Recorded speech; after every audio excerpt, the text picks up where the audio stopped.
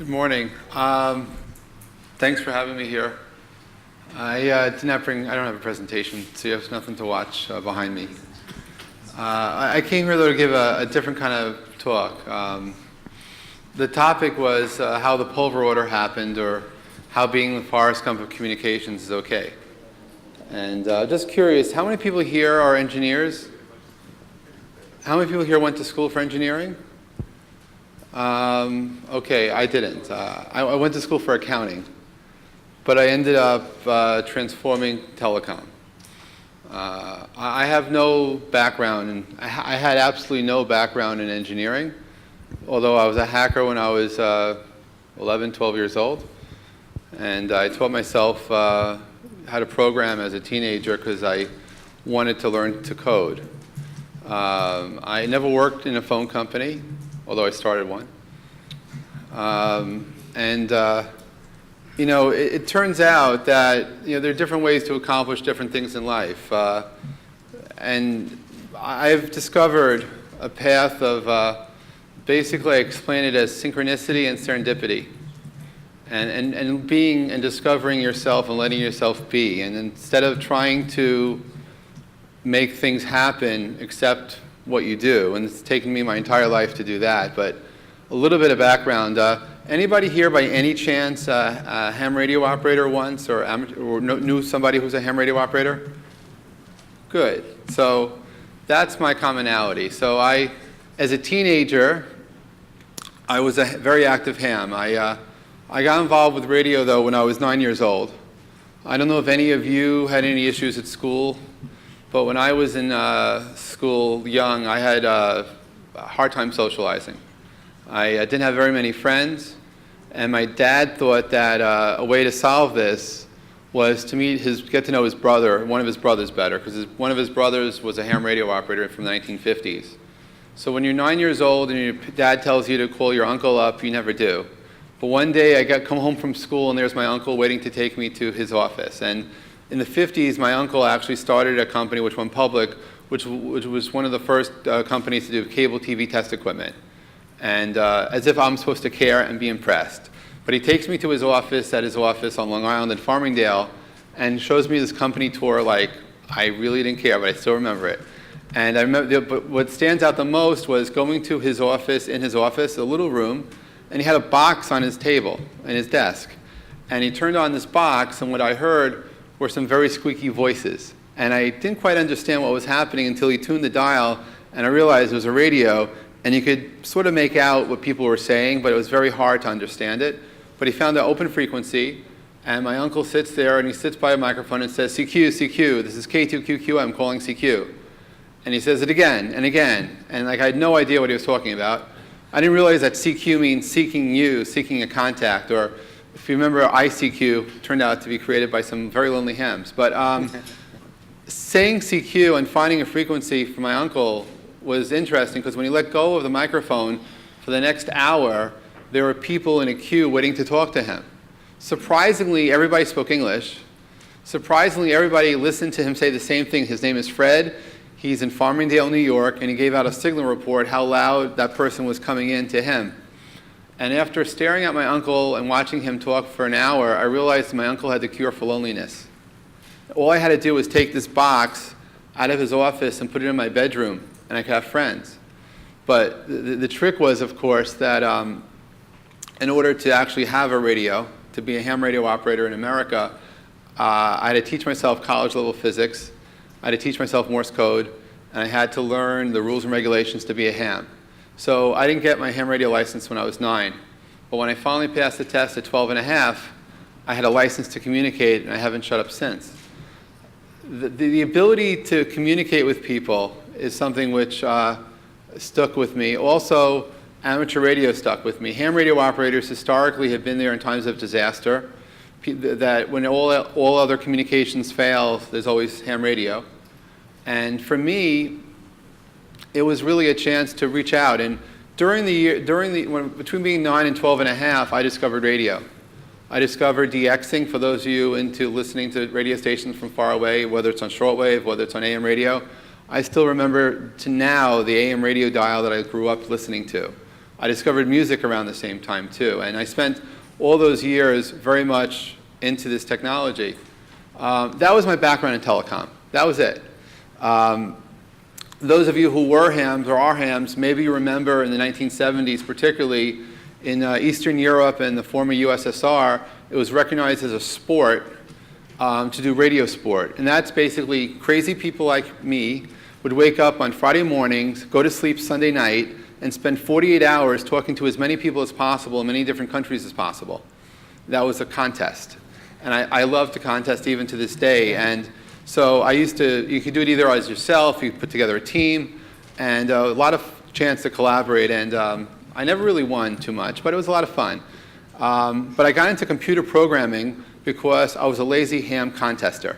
Because if you try to figure out how to optimize how many people to speak to on different ham radio frequencies and in different countries and different zones, it can go nuts. So I was fortunate that my father had a data general microcomputer, a mini computer actually at our house as a backup to his office. And I taught myself how to program. And I got involved in programming simply as a need to have a ham radio contesting log. And that set everything up. And really, from the very beginning, I looked at myself as an outsider. I looked at myself as someone who disrupts, but I was disrupting myself. I was trying to push myself into things that I never knew.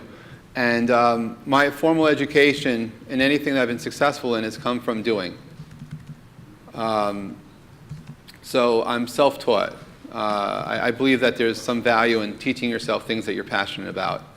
And I believe that if you let yourself discover magic, magic happens. And so for me, ham radio ultimately saved my life.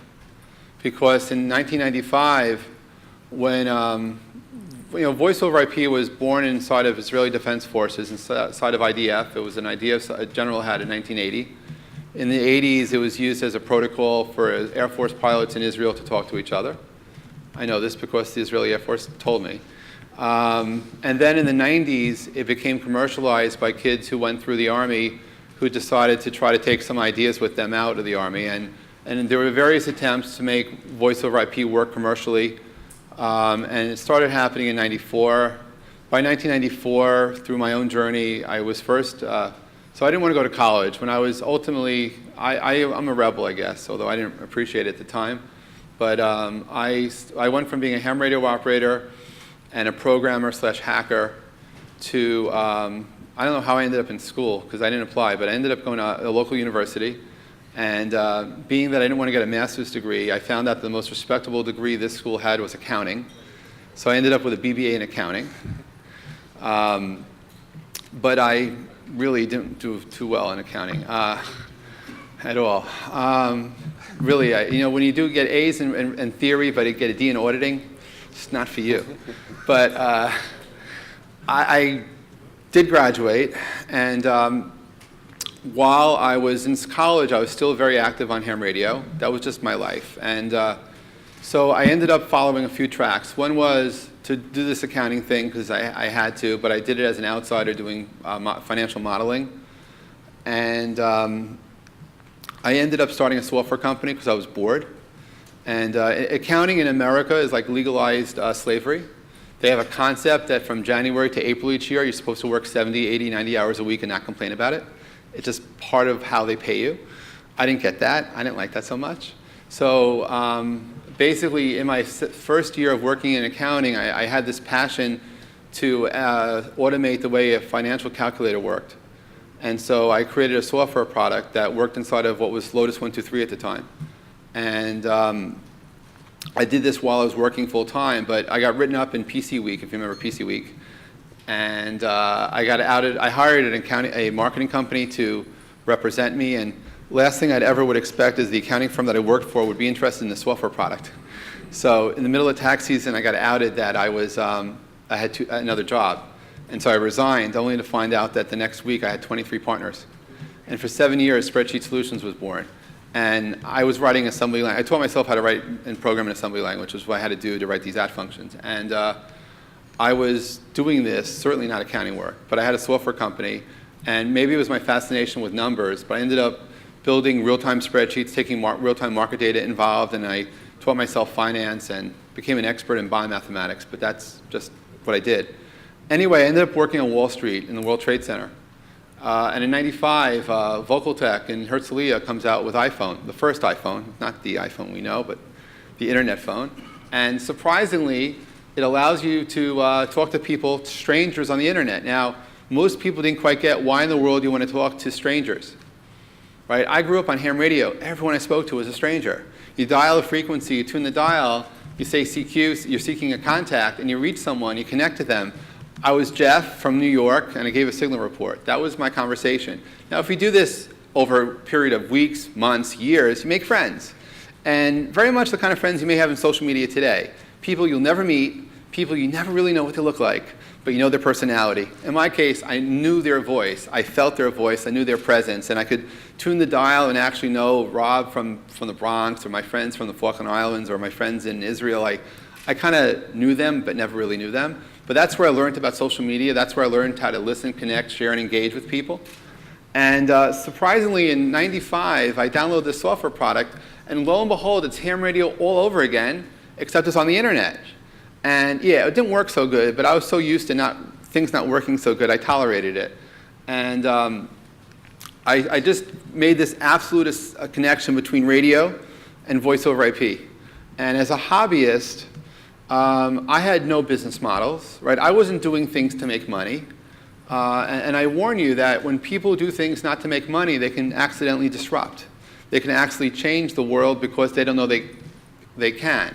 In my particular case, I created a website focused solely on internet phone, focused on what I called Von. I made it up. Von stood for Voice on the Net. I created Von.com back then and Von.org, and I did. And I created a mailing list that very quickly had about 3,000 to 4,000 people on it.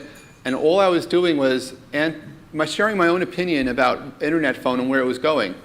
Now, it was just my opinion. I had no practical experience in telephony. I just did this. But my utter amazement, thousands of people from around the world would start to subscribe to this mailing list. And in September of '96, somebody asked, is it possible to interconnect a telephone and a computer? One of my most embarrassing moments in my life happened when I was going to university. When I was a freshman, going into my freshman year, I set up on 2 meters, I set up an auto patch so that in 1980, when I'm driving in my Trans Am within 30 miles of my house, I can make phone calls through my ham radio.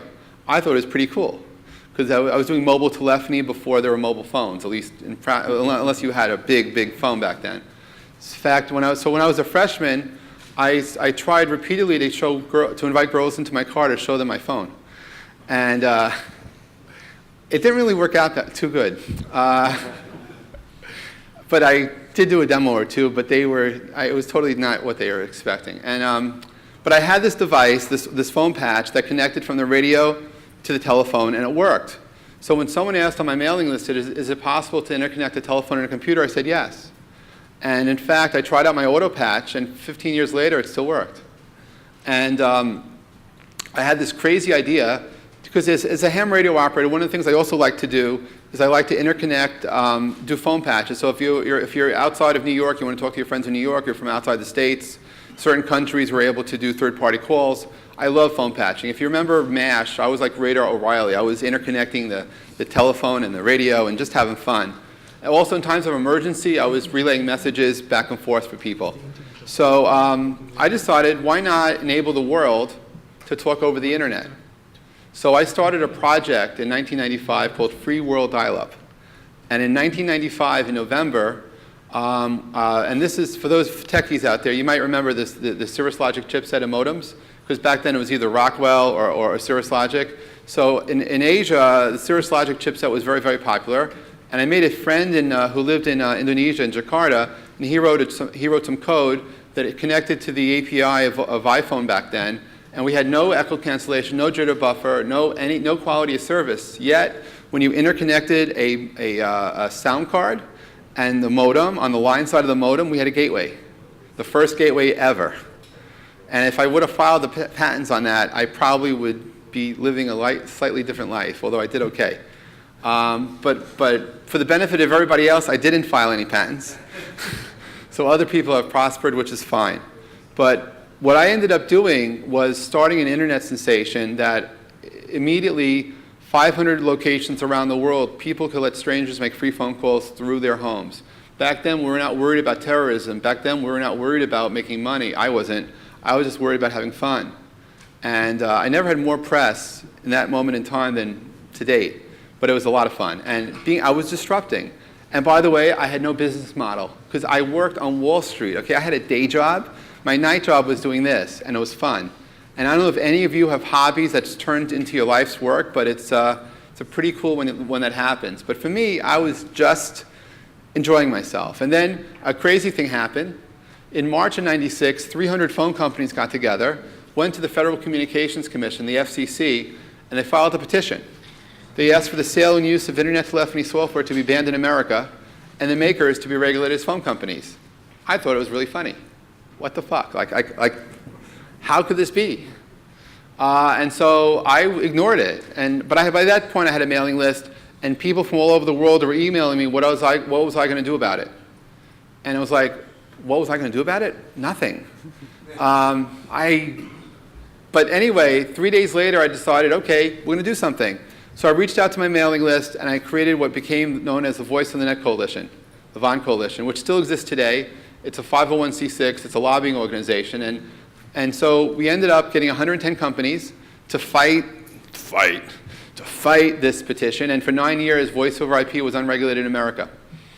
And luckily for me, I was very passionate. I was maybe too passionate about voice over IP and forgot about my day job a little bit. So in July of '96, I got fired, which turns out that being fired can save your life. Because I worked in the World Trade Center. I worked for Cantor Fitzgerald Securities. On 9/11, 700 people died. I knew 400 of them. But being fired, in fact, then someone died because of me because I hired them and they wouldn't leave when I started Vonage. But I do believe being fired is not necessarily the worst thing that could happen. For me, it really literally saved my life and was sort of a first of many signs that synchronicity and serendipity can be good for you. If you let yourself listen to what's happening, or at least look back and at least realize that things happen when you don't realize it, and now I have a perspective. Back then it's like, oh my God. So what I ended up doing is I ended up starting a conference called VON. I don't know if any of you have been to VON. I know some of you have been. But it happened because, you see, when I was doing spreadsheet stuff, I was, for 7 years on the Lotus Development Corp before they were acquired by IBM, they had a developers conference. And I used to go to this developer conference religiously and listen to the future. And back then it was Esther Dyson was on stage, Mitch Kapor was on stage. And I was so much enamored by all this. And I was sitting there thinking about how to be disruptive. And I ended up spending 7 years as an advisor to Lotus, but living inside in the spreadsheet world. That was my world. And that's how I got to Wall Street. But it was really a path that was very irregular in terms of how I really got there. But it was what I did. And when I ended up working, leaving Wall Street, the one thing I had was the experience I had by going to these conferences. The Lotus Developer Conferences, if nothing else, were fun. I learned that you could take different sessions during the day and have a good time at night. And I modeled the VON conferences after my experiences attending the Lotus Developers Conference. I had no professional experience, it turned out, running a conference. I had attended. No professional experience in telecom, but yet I ended up creating what gave really validation to the voice over IP industry. And I'm telling you this because I believe that if you're an outsider, you could do anything. I believe every company needs an outsider. Every company needs somebody who has nothing to lose and to push to the limits. Like what I discovered in America is that the lobbyists were really screwed with me because when I did Free World Dial-Up, there was no regulation against free telephony on the books. There was nothing that AT&T could do to stop me from offering a free service because no one before was crazy enough to do that. Now, I wasn't crazy, but my concept of ROI is not return on investment. I believe return on inspiration. I believe return on innovation. I still do today. And I think that no matter how successful you are, no matter how good your company is, you have to watch out for somebody with no vested interest whatsoever to come in and be that outsider and disrupt you. Disruption is good. being an outsider finally was cool. Because without any political motivation, I was doing things that naturally felt good. And that's been my path ever since. And I can tell you about all sorts of accidental things that I've done, but I also have gotten to accept synchronicity as a lifestyle. I've gotten to accept it. I don't count on it, but I appreciate it when it happens, when things just magically. If you notice coincidence in your life, maybe there's a chance it's not coincidence. Maybe there's a chance that something else that's just around you. But the whole idea of being able to willfully do something and see change is nuts. So for those of you who know my history, we started the Minutes Exchange in '98. Why? Because the early VoIP entrepreneurs were creating gateways with, they were bypassing international tariffs, were putting gateways in different cities. And at the Vonage conferences, a lot of these entrepreneurs were getting together and exchanging minutes amongst themselves, building tariffs. And in 2000, I was feeling left out because a lot of B2B exchanges were going public. I was doing okay with Vonage, really well actually, but I still felt like I was missing out. So I found a guy who had retired at 28 and a half years old, who took out all the profits from retail brokerage, and he was enamored with the idea of making money from creating a spot market for minutes. So Minix, after me running it for 2 years, we raised money for it. And while I was doing that, one day while I was incubating that company in my office, I told this person that the next startup I want to do was a broadband telephone company. And lo and behold, 6 months later, I got a phone call from my friend Jeff Citron that, this Minutes Exchange is a good idea, but at most it'll be a multi-million-dollar business, and he wanted to be a multi-billion-dollar business. So he stole the name Von from me, and he renamed the company Vonage. Vonage is the age of voice on the net, and I accidentally became the founder of the company that became Vonage, but it was kind of surreal at the time. In 2003, though, I woke up one morning with a premonition, a fear. And I don't know if you've ever felt out of time, out of sync with yourself, but I felt for a moment that I was a traveler from the future who came back to right a future wrong. And I had to do something that would forever protect innovation in broadband communications. I had a flashback to '96 when these 300 phone companies got together and filed a petition at the FCC, because they could. And I was waking up in January 2003 saying, gee, when the dot-com crash is over, when the telecom crash is over, and the economy comes back from the effects of 9/11, the phone companies, the evil phone companies will wake up and realize that broadband is disruptive to them. And they're going to do everything in their way to make sure that broadband is not going to be used for innovation. If the telcos had their way, Wi-Fi never would have happened worldwide. I still remember in '96, '97 seeing Lucid and everyone else with these hardened Wi-Fi installations. To everyone's horrible dismay, it went commercial. If you want to see it really go well, WiMAX had potential, but what the WTF? They're on 2.5 gigs. They're not on the unlicensed spectrum. If you want to see real Wi-Fi innovation happen, petition to get your companies to put WiMAX where it belongs, which is in the unlicensed spectrum. But anyway, I woke up saying, this is going to be bad. Someone has to take a preventive measure in advance of what's going to be a horrible strike in innovation, because people who own broadband own the future. So I went to my attorneys. I have regulatory attorneys, because everyone should have some. So I went to the guys that we did the Von Coalition with, and I said, guys, I want to file a petition myself. And to my utter surprise, they said, okay, what do you want to do? So I said, I want clarity that voice communication that starts on the broadband internet shouldn't be regulated. And the guys say, okay, sure, whatever. 5 weeks later, we put together the words, and we filed this petition at the FCC. And I still remember this. I called I think they filed around 3:30 in the afternoon. At 5 p.m., I called up my Glenn, and I said, Glenn, okay, so when does the fight start? It was only at that moment in time they told me, Jeff, we just want to tell you that anyone in America could file a petition. If you hear Martians, this is what he said, if you hear Martians in your ears, you can file a petition at the FCC asking for the Martian signals to be blocked. It doesn't mean the FCC will act on it. So be careful. Congratulations for having the stamina to file this petition. We think it's terrific. Then it's like, be careful what you wish for. Because 10 days later, the FCC took my petition and put it out for public comment. What does this mean in real? Anyone here have FCC petitions go out for public comment in their name? Oh, Well, what it means is for the next 30 days, the phone companies in America and anyone could basically piss on you. And they did. I was attacked for my own integrity. The merits of the petition were attacked on lots of different bases. And you can go through all the public comments. It was pretty fun. Some was really funny. But they all were attacking very few people. I only had 2 or 3 people supporting us in what I was trying to do. And then the way that the reply works is that you then go out and you can comment back. So we commented back. Crazy thing was, in May of 2003, I thought it was over and we're going to go forward or not. I got attacked by the FBI and the DOJ. That's right, the Department of Justice and the FBI. And guess what? Turns out you can fuck around with the phone companies. Doesn't matter. But you can't mess around with DOJ. Can't mess around with the FBI. So back then, the government had taken over some MCI assets. And there was this one building in downtown Washington. I don't remember the exact location. It was undisclosed, and I really don't remember it. But I went to this building, and it was 10 of us, because I was representing Free World Dial-Up. That's the grounds that we filed this petition on. And there were 10 of us, including our CTO. We go to this building, second floor. It says Computer Crimes Division. I felt I was on the set of Law and Order. Because we walk in, there are 3 people from the government, but only 1 person introduced themselves. Like, oh no. And we're looking for cameras to figure out, okay, who's videoing this, who's watching this.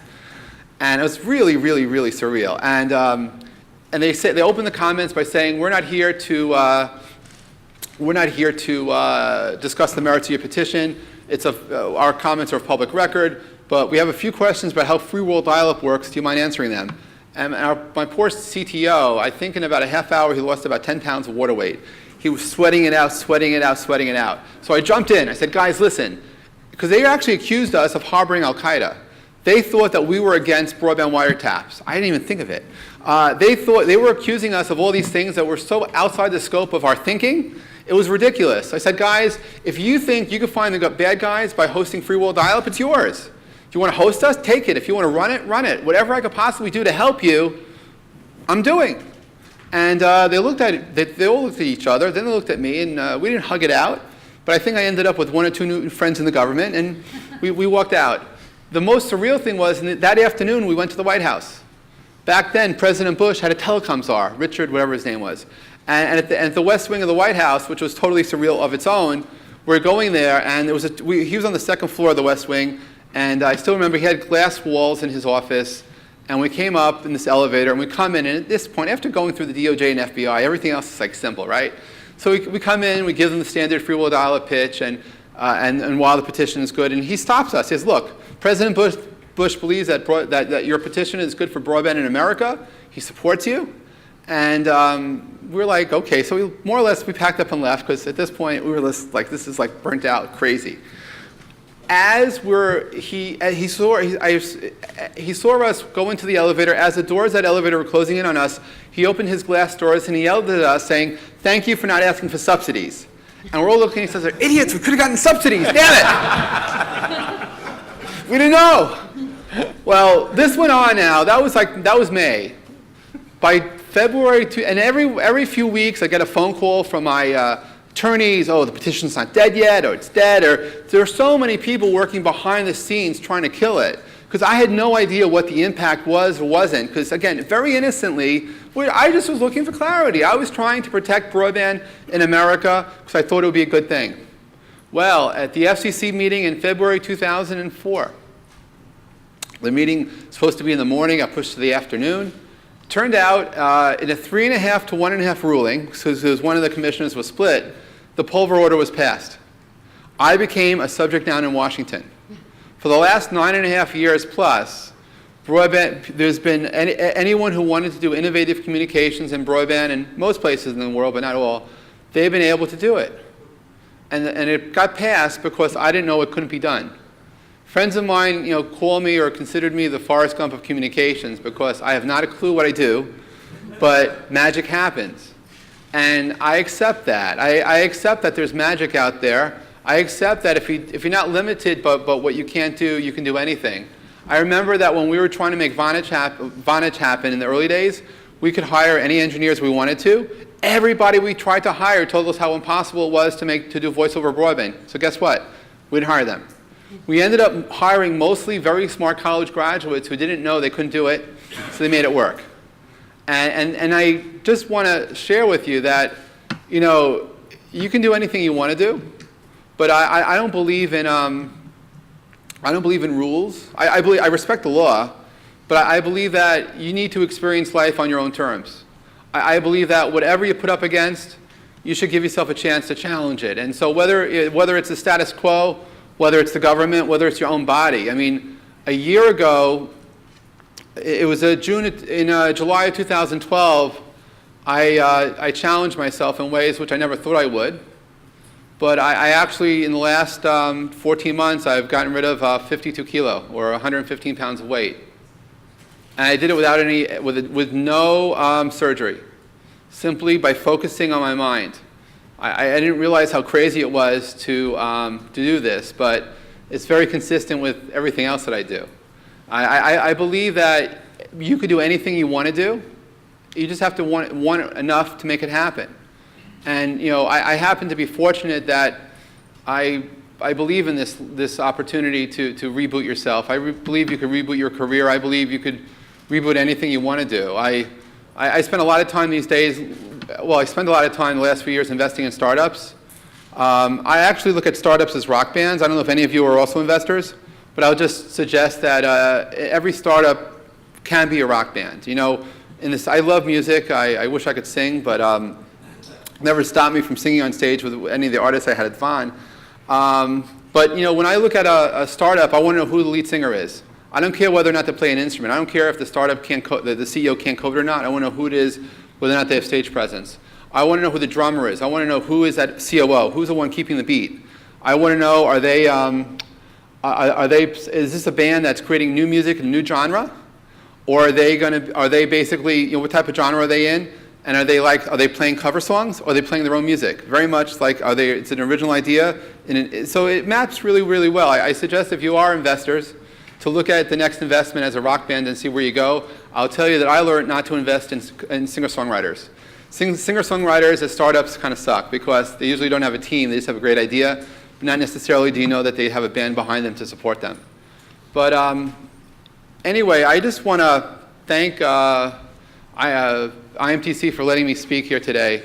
I have no basis for being here in real life other than the fact that my life just happened and it happens around me.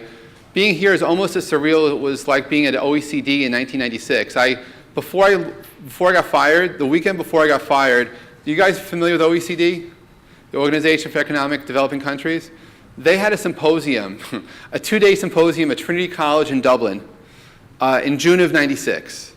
And the weekend before I got fired from my day job, I decided to go to the symposium. They invited me to speak. Why? Not for my day job, because I was running free-wheel dial-up. And the symposium was about the future effects of internet telephony on telecom regulation, as if I knew anything about telecom regulation. Can you imagine a weekend at a university, everybody's in suits. I came there in jeans, sneakers, and a t-shirt, because that's what I wore. And when it came to my time to talk in the afternoon on Saturday, I basically had experienced a very beautiful day outside. It got cloudy, and that moment in time, I was really hungry because I had not eaten all day. And I basically spoke about the fact that I saw sunshine, I then saw clouds, and I was hungry. And they interpreted it as, this is like a scene out of, I guess, Being There, because they interpreted what I said as if that the opportunity for internet telephony is very broad and very big. But there's a lot of clouds represent the uncertainty in the future of telecom regulation. But at the end of the day, there'll be a feast and a harvest because there'll be great profits that come from it. I didn't say any of that, but they interpreted that. That's how surreal things can be sometimes, is that you don't know what you're doing until you do it, but magic can happen. I believe in that magic. I believe that you can do anything you want to do. You just have to let it happen.